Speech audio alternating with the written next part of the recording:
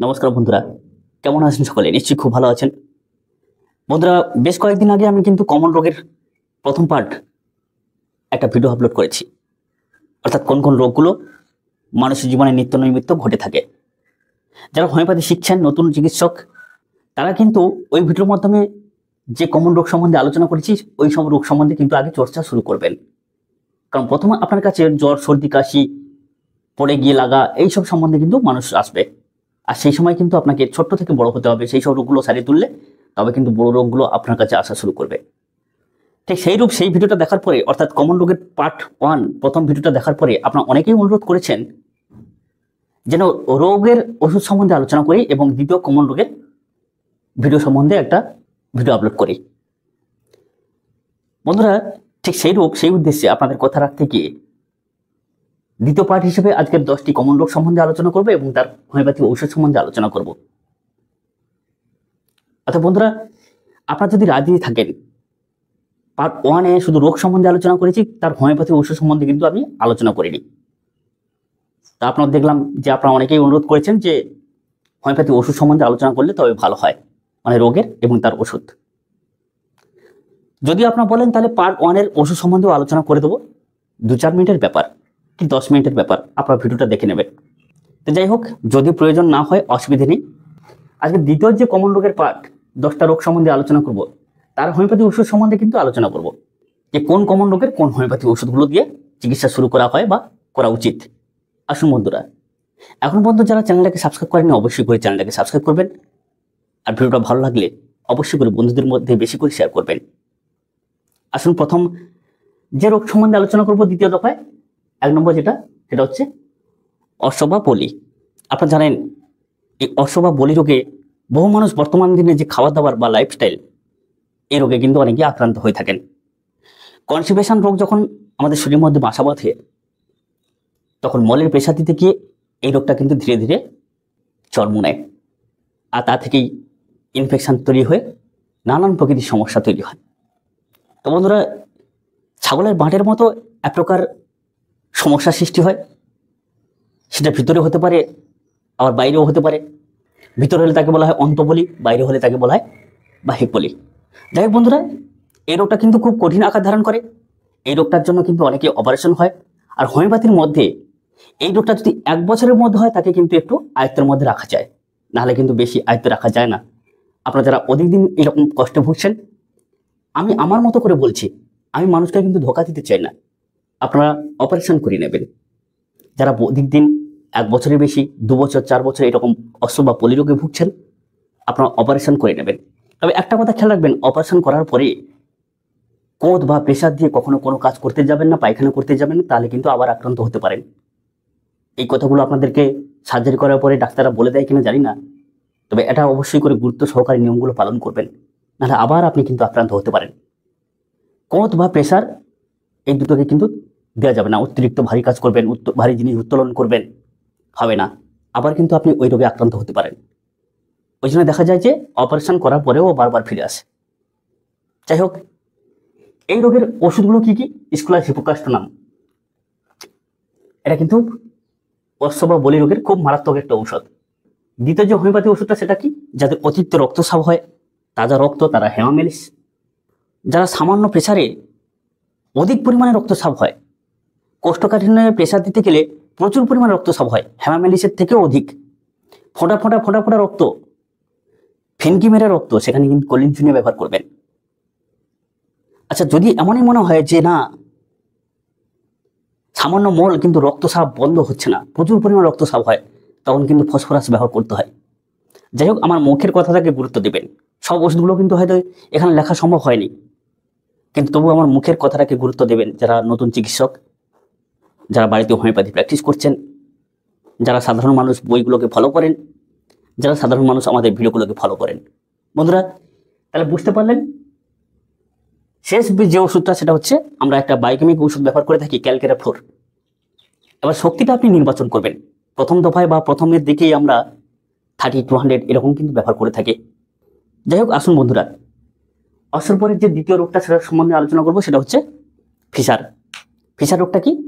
যে কোষ্ঠকাঠিন্যজনিত কারণে যখন আমরা প্রেসার দিতে যাই, তখন একটা ফাটা ঘা সৃষ্টি হয়, মানে সরু একটা জায়গা, তার মধ্য দিয়ে যখন প্রচুর পরিমাণে শক্ত বা হার্ড স্টুলটা প্রবেশ করে বাইরে আসতে চায়, তখন কিন্তু আস্তে করে মলদারটা ছেড়ে যায়, সেখানে একটা ফাটাঘাত সৃষ্টি হয়, তা থেকে রক্তস্রাব হয়, প্রচন্ড পরিমাণে চুলকায়, জ্বালা করে, অনেকক্ষণ পর্যন্ত জ্বালা করে। তো এইরকম রোগের ক্ষেত্রে আমরা কি কি ওষুধ ব্যবহার করে থাকি? সাধারণত অ্যাসিড নাইট্রিক। দ্বিতীয় যে ওষুধটা সেটা হচ্ছে পিওনিয়া অফিসিনালিস। 3 নম্বর যে হোমিওপ্যাথি ওষুধটা সেটা হচ্ছে ক্যালকেটাফ্লোর। 4 নম্বর যে হোমিওপ্যাথি ওষুধটা সেটা হচ্ছে গ্রাফাইটিস। তারপরে র্যাটাভিয়া আছে, অ্যাসিড সালফ আছে, এরকম নানান প্রকৃতির ওষুধ কিন্তু আমরা ব্যবহার করে থাকি। তো প্রথম যে হোমিওপ্যাথি ওষুধগুলো সম্বন্ধে বললাম, আপনারা কিন্তু গুরুত্ব দিয়ে এইসব ওষুধগুলো দিয়েই চিকিৎসা শুরু করবেন। বলতে 3 নম্বর যে রোগটা সম্বন্ধে আলোচনা করবো সেটা হচ্ছে কি ফিস্টুলা। ফিস্টুলা রোগটা কি? অন্তর্মধ্যস্থ কোনো প্রকার অ্যাবসেস বা ফোঁড়া হয়ে গিয়ে সেখানে কোনো প্রকার ইনফেকশন তৈরি হয়ে গিয়ে সেই ইনফেকশন ঘা যদি নালীর ঘা রূপে মলদ্বারের আশেপাশে কোথাও 1-2 ইঞ্চির দূরত্বে জন্ম নেয়, কি 1-2 ইঞ্চির বাইরের দূরত্বে জন্ম নেয়, সেখান থেকে যদি পুজ, রস, ব্যথা বেদনা, 2 দিন ছাড়া মুখটা বুজে যাওয়া, আবার খুলে যাওয়া, এরকম সমস্যা দেখা যায়, তাকে বলা হয় ফিস্টুলা। এটা একটা নালিকা। ফিস্টুলা নানান জায়গায় হতে পারে, নানান প্রকৃতির রোগে ফিস্টুলা হতে পারে।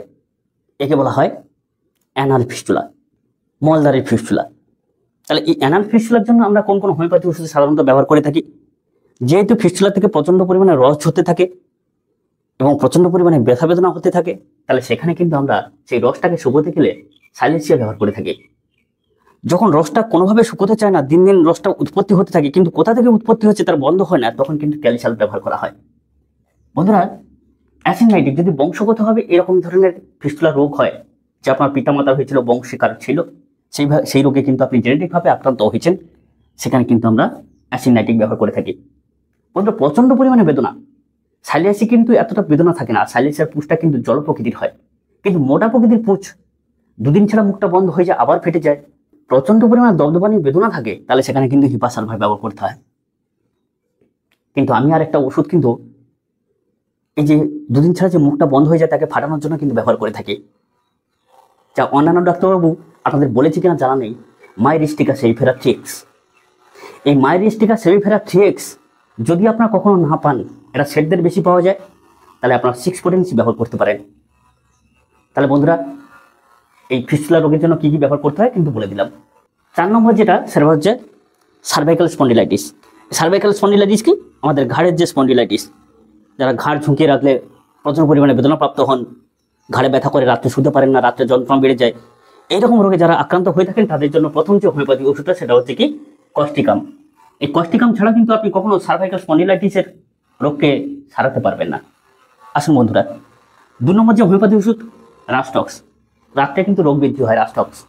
সারাদিন যখন চলাফেরা করেন তখন কোনো সমস্যা নেই, কিন্তু রাত্রে যখন স্থির অবস্থায় থাকেন, রাস্টক্সের লক্ষণ রাত্রে হলে রোগ বৃদ্ধি, বিশ্রামের রোগ বৃদ্ধি।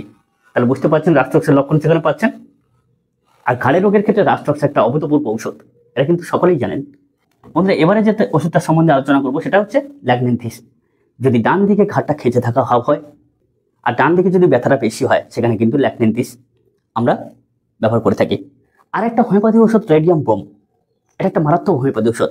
আপনি সামনের দিকে ঝুঁকে যখন কাজ করেন তখন কিন্তু প্রচুর পরিমাণে বেদনাপ্রাপ্ত হন।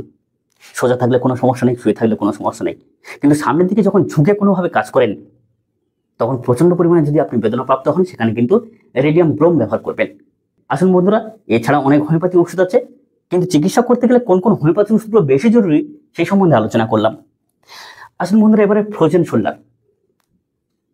ফ্রোজেন শোল্ডার, ফ্রিজ হয়ে যাওয়া, তাকে বলা হয় ফ্রোজেন শোল্ডার, এটাকে বলা হয় শোল্ডার। এই শোল্ডার যখন, শোল্ডারের যে জয়েন্ট সেটা যখন ফ্রিজ হয়ে যায়, জমে যায়, তখন আমাদের হাত ঘোরাতে সমস্যা হয়। পিছন দিকে হাত তুলতে পারি না, পিছন দিকে হাত ঘোরাতে পারি না, নিজের জামা নিজে পরতে পারি না, খুলতে পারি না, এরকম সমস্যার সম্মুখীন আমাদেরকে হতে হয়। তো এরকম ফ্রোজেন শোল্ডার রোগে আক্রান্ত হলে রাত্রেবেলা ব্যথা বেড়ে যায়। প্রথম কথা বলি, বালিশ ছাড়া শোয়া অভ্যাস করবেন, বালিশ কখনো নেবেন না, এমনি খালি বা শক্ত বিছানায় শোয়া অভ্যাস করবেন, তবে এই রোগ থেকে কিন্তু আপনি মুক্তি পাবেন। তো বন্ধুরা, এই ফ্রোজেন শোল্ডারের জন্য প্রথম যে হোমিওপ্যাথি ওষুধ সেটা হচ্ছে রুটা। জয়েন্টে যেহেতু আমরা ব্যথা বেদনা প্রাপ্ত হই, তাহলে রুটা হচ্ছে প্রথম হোমিওপ্যাথি ওষুধ। দ্বিতীয় যে হোমিওপ্যাথি ওষুধ সেটা হচ্ছে কস্টিকাম, অবশ্যই করে আপনাকে ব্যবহার করতে হবে। বন্ধুরা, এবার যে হোমিওপ্যাথি ওষুধটা সেটা হচ্ছে ফেরামেটালিকাম। যদি আপনার বাম পাশে এই রোগে আপনি ফ্রোজেন শোল্ডারে আক্রান্ত হন, তাহলে সেখানে ফেরামেটালিকাম। যদি ডান সাইডে আপনার যদি ব্যথা বেদনা এসে যায়, তাহলে সেখানে কিন্তু স্যাঙ্গোনেরিয়া ক্যানাডেন্সিস, নাইটিকা নয়, স্যাঙ্গোনেরিয়া ক্যানাডেন্সিস, নাইটিকা ব্যবহার করতে হয় পলিপাসে। যাই হোক, সঙ্গে হচ্ছে যদি ডান সাইডে আরও ব্যথা বেদনা হয়, নার্ভের ব্যথা ডেল্টোইড স্পেসি পর্যন্ত ছড়িয়ে পড়ে, সেখানে কিন্তু ম্যাকফস। বন্ধুরা ম্যাক কার্ভ, ডান সাইডে ব্যথা বেদনা হলে ম্যাক কার্ভও আমরা ফ্রোজেন শোল্ডারের ক্ষেত্রে ব্যবহার করে থাকি। বন্ধুরা ক্যালকেরিয়া ফস, যাকে বলা হয় ক্যালফস, এগুলো যেহেতু ক্যালসিয়ামের ঘাটতিতে হয়ে থাকে, তাহলে ক্যালফস সেখানে সাপোর্ট করা হয়, মানে ক্যালকেরিয়া ফসকে। আর একটা হচ্ছে সিপিলিনাম। যখন এই রোগগুলো এত সহজে সারতে চায় না, এই রোগগুলো সারতে তো যথেষ্ট সময় লাগে, কিন্তু যখনই সারতে চায় না তখন কিন্তু নৌষধ ঔষধ হিসেবে সিপিলিনামকে ব্যবহার করা অবশ্যই করে দরকার। তবে 15 দিন অন্তর, 10 দিন অন্তর 1 মাত্রা করে সেবন করবেন, এই দিন অন্য কোনো ওষুধ সেবন করবেন না। আসুন বন্ধুরা, এবারে আসি 6 নম্বর যে রোগ, সেটা হচ্ছে টেনিস এলবো। এটা একটা মারাত্মক রোগ, টেনিস এলবো। টেনিস খেলতে গেলে যখন ঝাঁকুনি লেগে এই রোগটা যখন সৃষ্টি হয়, তাকে বলা হয় টেনিস এলবো। এছাড়াও আমরা ক্রিকেট খেলতে গিয়ে হোক, কোনো কারণ হোক, যদি আমাদের কোনির জয়েন্টে কোনো প্রকার বেদনা আসে, আর সেই বেদনার জন্য আমরা ভারী জিনিস সামান্যভাবে তুলতে পারি না, সেখানে কিন্তু অবশ্যই করে কিছু হোমিওপ্যাথি ওষুধ ব্যবহার করা উচিত। আমি আমার প্র্যাকটিস লাইফে 12 বছর যে হোমিওপ্যাথি ওষুধটা ব্যবহার করে খুব সাফল্য পাই, ক্যালসিয়ামের ঘাটতিতে প্রথম হয়ে থাকে এই রোগটা, ক্যালকেরিয়া ফস অবশ্যই করে সেবন করবেন, বাইকামিকে। দ্বিতীয় যে হোমিওপ্যাথি ওষুধ সেটা হচ্ছে সারাসিনিয়া পুরপুরিয়া। এই টেনিস এলবোর ক্ষেত্রে আপনারা ব্যবহার করে দেখবেন, দারুণভাবে কাজ পাবেন। সঙ্গে রুটা 1M, এরকম কয়েক প্রকার ওষুধ আপনার ব্যবহার করে দারুণভাবে কাজ পাবেন। বন্ধুরা এবারে যে রোগটা সম্বন্ধে আলোচনা করব সেটা হচ্ছে কোমরের ব্যথা। বন্ধুরা এই কোমরের ব্যথা বহু মানুষ কিন্তু কষ্ট পায়। এই যে L4 L5 এই জায়গায় যদি ডিসপ্লেস হয়ে গিয়ে বা কোনোভাবে নার্ভ চাপা পড়ে গিয়ে সেখানে নার্ভের মধ্যে ব্যথা বেদনা হয়, সেই ব্যথা বেদনা কিন্তু কোমরের যন্ত্রণা শুরু হয়, আবার সাইটিকা নার্ভের মধ্যেও ব্যথা ছড়িয়ে পড়ে। যাই হোক, এই কোমরের ব্যথার জন্য আমরা যেসব ওষুধগুলো সাধারণত ব্যবহার করে থাকি সেটা হচ্ছে ব্রায়োনিয়া, যদি চলাচল করলে বৃদ্ধি হয়, রাস্টক্স যদি চলাচল করলে উপশম হয়, বারোয়েস ভ্যালগারিস যদি কিডনির কোনো প্রকার সমস্যাজনিত কারণে, মূত্রপাথের কোনো সমস্যাজনিত কারণে কোমরের ব্যথা হয়ে থাকে, যদি কোষ্ঠকাঠিন্যজনিত কারণে যদি আপনার কোমরের ব্যথা হয়ে থাকে, তাকে সেখানে ইসকিউলার সিপকাস্টনাম, যদি কোনো ভারী জিনিস উত্তোলন করতে গিয়ে কোমরে ব্যথা পান, সেখানে রাস্টক্স, যদি বেশিক্ষণ ধেপে থাকার পরে আস্তে আস্তে এরকম বন মানুষের মতো আস্তে আস্তে সোজা হতে হয়, বন মানুষের মতো ধেপে ধেপে খানিকক্ষণ হাঁটার পরে যদি আপনি ব্যথায় আরাম পান, সেখানে রুটা। এরকম কয়েক প্রকার ওষুধ কিন্তু অবশ্যই করে আপনার সেবন করবেন। তারপরেও দেখবেন যে সকাল হলে কোমরে প্রচুর পরিমাণে ব্যথা অনুভব হয়, একটু চলাচল করলে কিন্তু সেই ব্যথা চলে যায়। যখন রাস্টক্স ব্যবহার করে আপনি কাজ না পান, তখন কিন্তু ক্যালকেরিয়া ফ্লোর ব্যবহার করতে হয়। বন্ধুরা আজকের ভিডিওতে যেভাবে আলোচনা করছি না, আপনি বছর বছর এরকম ম্যাথমেটিকা পড়লেও গুরুত্ব সহকারে সেই ওষুধগুলোকে বার করতে পারবেন না। যারা জেনে গেছেন অনেক কথা বলবেন, কজনকে বলেছেন সেটা একটু ভেবে দেখবেন যে মন খুলে কজনকে বলেছেন। আসুন বন্ধুরা, এই যে কোমরে ব্যথার জন্য যে ওষুধগুলো সম্বন্ধে আলোচনা করলাম, অবশ্যই করে যখন খুব বড় সড়ো মানে কি জেনেটিকভাবে আপনি আক্রান্ত হয়ে পড়বেন এই বাতের ব্যথায়, কোমরের যন্ত্রণায়, নৌষধ হিসেবে একবার ম্যাডোহিনামকে ব্যবহার করে দেখবেন, ম্যাডোহিনাম। তবে ম্যাডোহিনাম ব্যবহার করার আগে অবশ্যই করে উপযুক্ত ডাক্তারের পরামর্শ নিয়ে ব্যবহার করবেন, অনুরোধ। কারণ এইসব ওষুধগুলো যখন তখন প্রয়োগ করতে যাবেন না। বন্ধুরা এবারে আসি 8 নম্বর যে রোগ, সেটা হচ্ছে গা হাত ব্যথা। এই গা হাত ব্যথা কি কারণে হয় জানেন? আপনাকে কেউ মারেনি, আপনি সকাল থেকে কাজে উঠবেন তখন বলছেন প্রচুর পরিমাণে গা হাত ব্যথা, উঠতে অনিচ্ছা। বেশিরভাগ মহিলা রোগীদের হয়ে থাকে, মহিলা গণের হয়ে থাকে, মা বোনদের হয়ে থাকে। কেন বলুন তো? বিশেষ করে বিবাহিত জীবনের পরে, দু একটা সন্তান হয়ে পড়ে, বন্ধুরা এখনকার দিনে দেখবেন কোনো রকম কষ্ট ছাড়া সন্তান প্রসব করতে চায় মা বোনেরা। আর সেই সন্তান প্রসব করতে গেলে সিজার করতে হয়, আর সিজার যখন করতে হয় তার আগে কিন্তু একটা ইঞ্জেকশন দেওয়া হয়। এই ইঞ্জেকশনটা কিন্তু খুব ক্ষতি করে। ডাক্তারদের জিজ্ঞাসা করবেন, অ্যালোপ্যাথি ডাক্তারদের, তারা বলে দেবে। জানি না মন খুলে বলবে কিনা, তবে যদি খুব নিয়ারেস্টের ডাক্তার হয় অবশ্যই করে আপনাকে সমস্যার কথা বলবে। আর যত লোক সিজার হয়েছে তাদের প্রত্যেকের কম বেশি কোমরের যন্ত্রণা এমনভাবে কষ্ট দিচ্ছে যে সেখান থেকে বেরিয়ে আসা খুব মুশকিল হয়ে পড়ে, যাকে বলা হয় অ্যানেস্থেসিয়া ইঞ্জেকশন। এই অ্যানেস্থেসিয়া ইঞ্জেকশন দেওয়ার পরে যে কি কষ্ট হয় আপনারা বুঝবেন না। যাদের হয়েছে তারা কিন্তু পরে পরে টের পেয়ে যাচ্ছে, এখান থেকে বেরিয়ে আসা খুব মুশকিল। তো বন্ধুরা চেষ্টা করবেন যাতে ভাবে হোমিওপ্যাথি ডাক্তারের সাহায্যে মাস চিকিৎসা করে নর্মাল ডেলিভারি করা যায়। অবশ্যই করে বেশিরভাগ ক্ষেত্রে সম্ভব।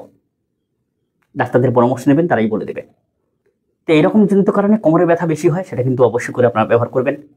কোমর যন্ত্রণা থেকে যখন কোমর যন্ত্রণা এত সহজে সারে না, সেই ব্যথাগুলো যখন নার্ভে চাপা পড়ার জনিত কারণে সারা দেহে ছড়িয়ে পড়ে কিংবা সাইটিকা নার্ভের মধ্যে ছড়িয়ে পড়ে, তখন কিন্তু ভীষণ প্রকৃতির কষ্ট পান আপনারা।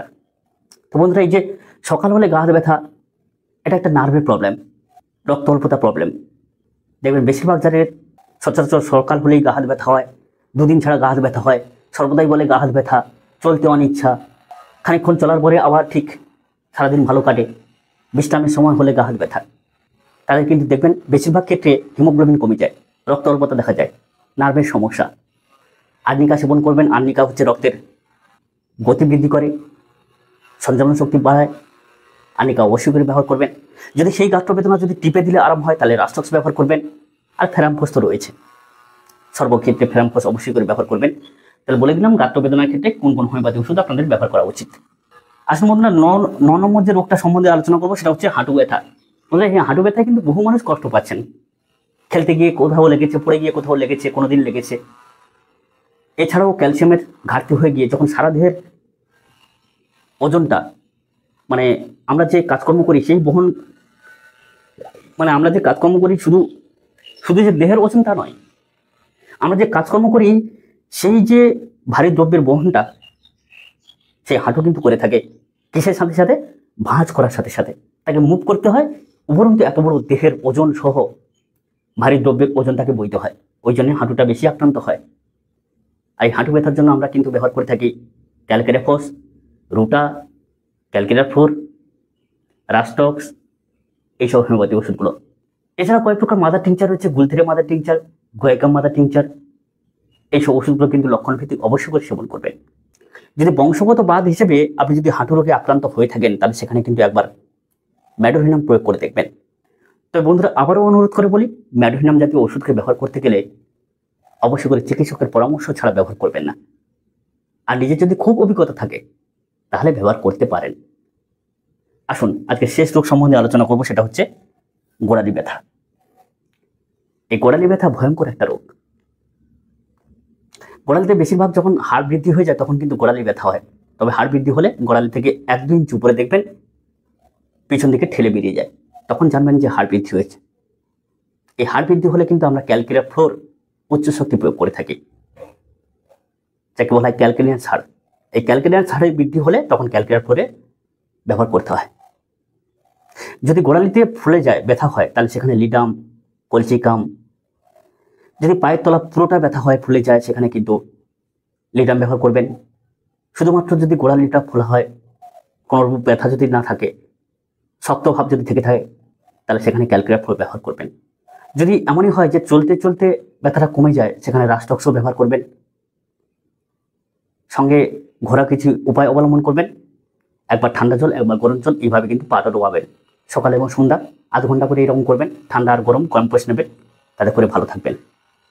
তো বন্ধুরা, আজকের ভিডিওটা অনেকটা লম্বা হয়ে গেল। আপনারা বলেছিলেন না ওষুধ সহ আলোচনা করতে, তাই আলোচনা করলাম। আর যদি মনে হয় ভালো লাগছে, অবশ্যই করে লাইক করে ভালোবাসা জানাবেন আর বন্ধুদেরও শেয়ার করবেন। সকলে খুব ভালো থাকবেন। দেখা হবে পরবর্তী ভিডিও পর্বে। নমস্কার।